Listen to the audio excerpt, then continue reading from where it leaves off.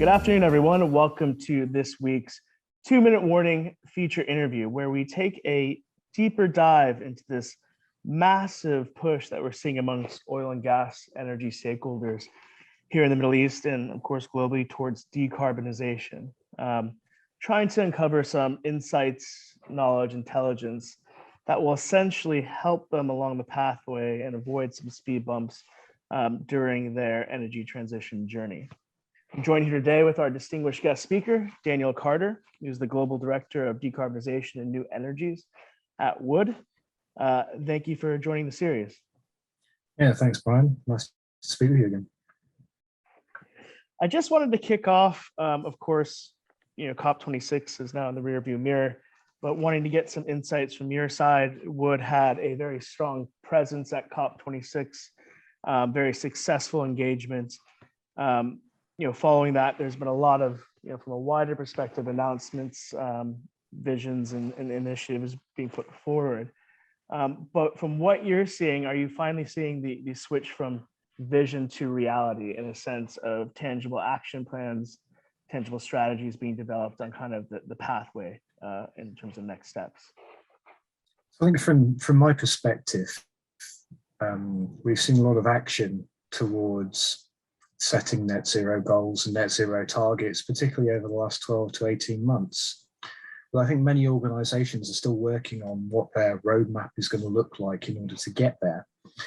We've seen a lot of projects and early phase opportunities, concept, feasibility studies, pre-feed across all the major energy transition themes you would expect. So renewables, carbon capture, hydrogen, etc.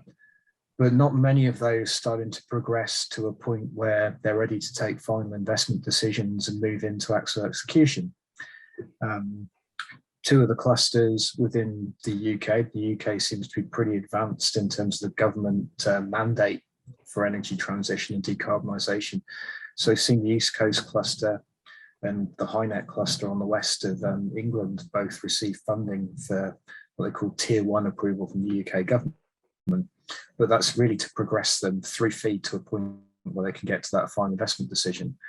So we're still quite a way, I think, from seeing projects being built and something tangible that's going to have an overall impact on reducing carbon emissions.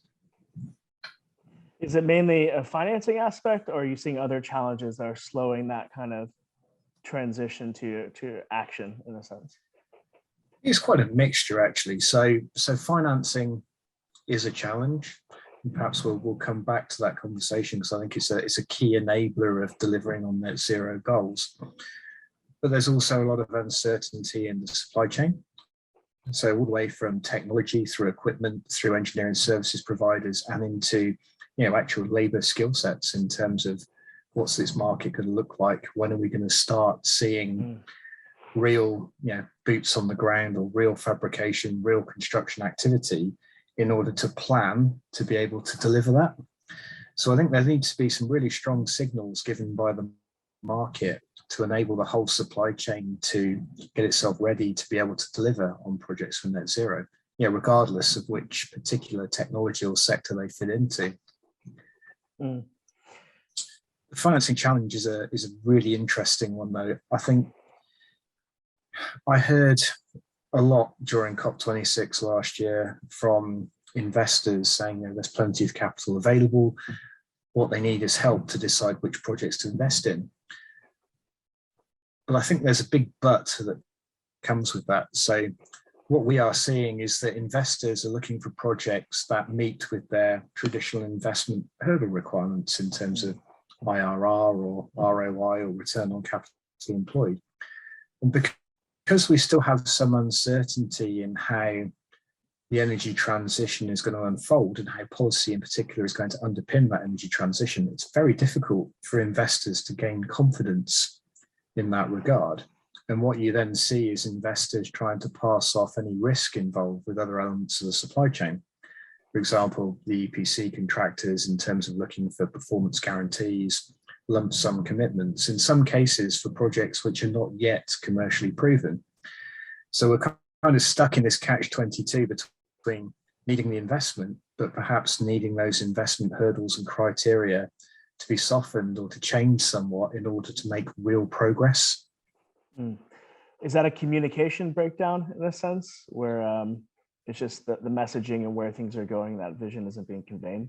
I think it's communication, but it's also policy. You know, if you look in the UK, you've got contract for difference funding for projects that help reduce carbon emissions. You have the 45Q legislation in the US that supports a lot of technologies. Mm. But actually, you know, we've seen in the past false starts, for example, around biofuels, where legislation was put in place. A lot of finance started to move towards biofuels production. And then when the financial crisis hit in the late sort of noughties, that incentive was taken away. And as a result, a lot of the projects fell away as well. So we need more concrete metrics and more concrete returns that are going to underpin investment in decarbonisation or energy transition projects. And I think one thing that we really need to address quite urgently is a mechanism for carbon pricing. So, you know, we've got the EU trading scheme, we have companies trading carbon credits, but until emitting carbon has a real cost penalty associated with it on a global basis, I'm not saying the actual number for a ton of CO2 needs to be the same globally, but it should have some common foundations that underpin that carbon price or carbon tax to enable investors to see a real route to success.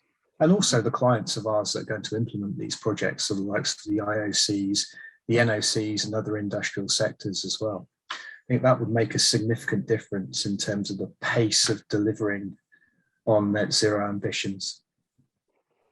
Actually, we had an interesting conversation a week ago on circular economy and plastics, where people were talking about carbon pricing being embedded into products themselves, just like you would have, let's say, cigarettes in the past.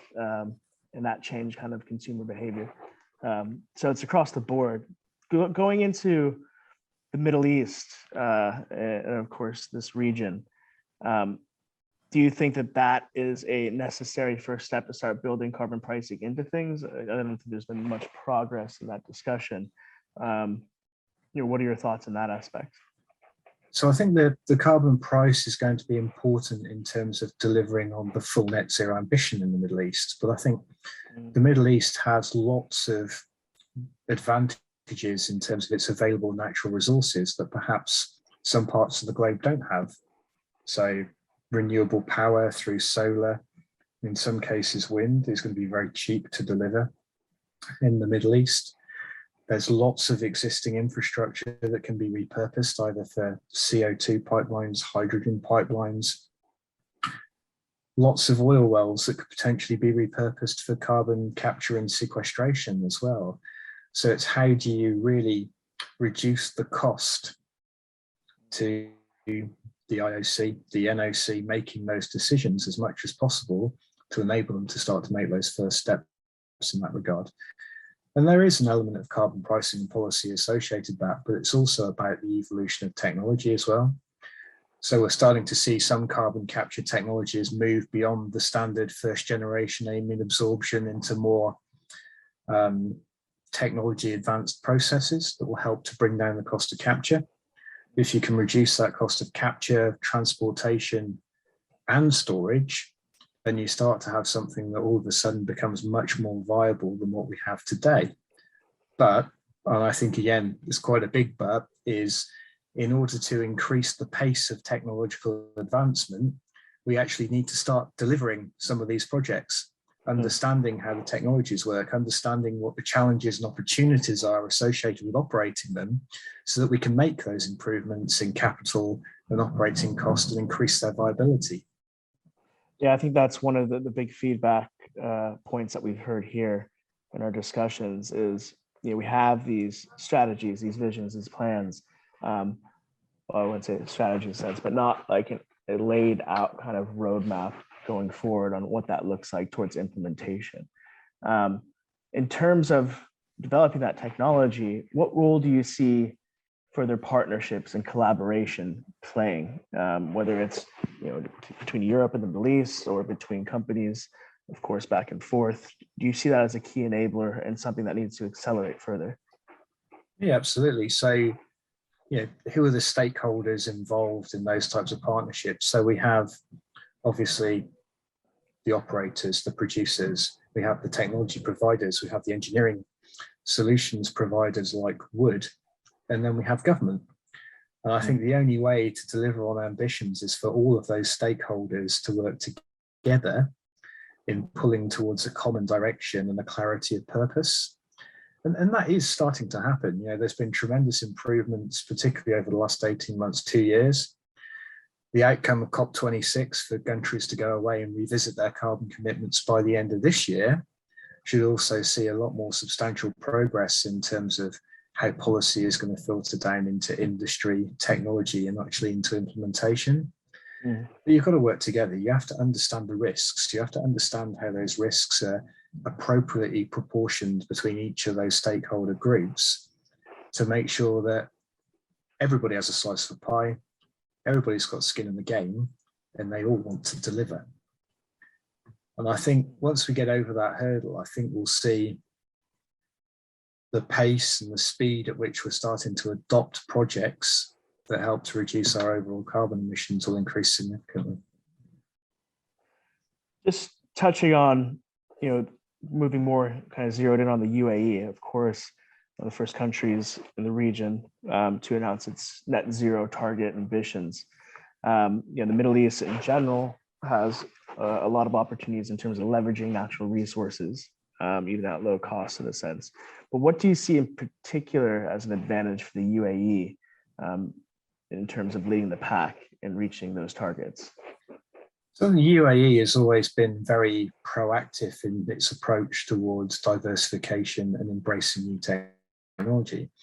We're starting to see ADNOC move away from their traditional model of developing domestic projects to things like TAZIS, where they're working with a number of external stakeholders to diversify the downstream portfolio.